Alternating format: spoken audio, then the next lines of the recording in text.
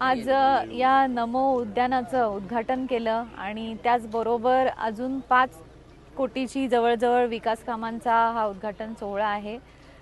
जेजुरी नगरपालिकेतले सर्व आपले नगराध्यक्ष आणि त्याचबरोबर सर्व नगरसेवक इथे उपस्थित आहेत आणि त्याचबरोबर त्यांचा आग्रह होता की बापूंनी सुद्धा उपस्थित राहावं। बापू काही त्यांच्या आरोग्यांच्या लिमिटेशन्समुळे येऊ शकले नाही, त्यामुळे नक्कीच आवर्जून मी इथे आली आणि आनंद आहे की जेजुरीचा भरपूर आणि सर्वांगीण विकास आता होणार आहे।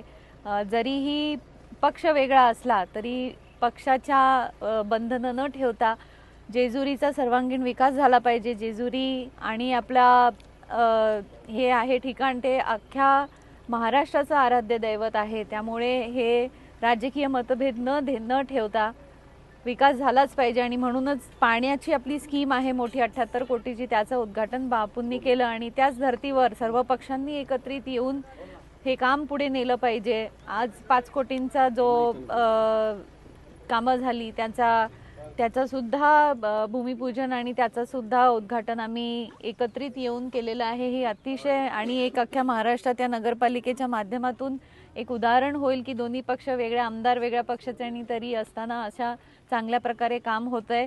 आणि आम्ही बापू नेहमीच म्हणतात 350 कोटीचा विकास आराखडा बापूंनी आणला, 110 कोटींची कामं झाली आहेत।